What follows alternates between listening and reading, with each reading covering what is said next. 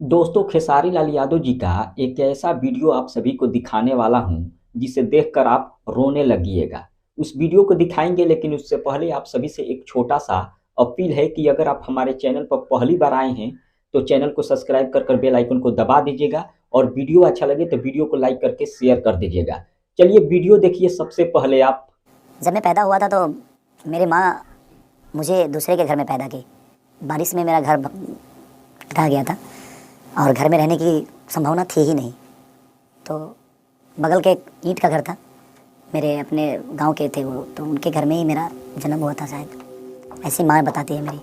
दोस्तों, अभी आप लोगों ने खेसारी लाल यादव जी का जो वीडियो देखा वो वीडियो बहुत पुराना है, लेकिन उसमें खेसारी लाल यादव जी अपना पुराना जो गरीबी का दिन है उसे बता रहे थे कि जब मेरा जन्म होने वाला था उस समय मेरे पास घर नहीं था और मेरी माँ ने दूसरे के घर में हमको जन्म दिया। खेसारी लाल यादव बोल रहे थे।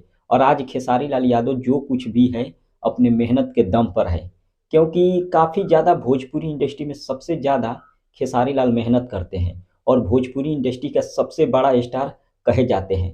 केवल अपने मेहनत के दम पर यहाँ तक खेसारी लाल यादव पहुँचे हैं। इतना गरीबी से निकलकर इतना बड़ा स्टार बनना बहुत बड़ी बात है। फिलहाल दोस्तों, खेसारी लाल को लेकर आप लोगों का राय क्या है?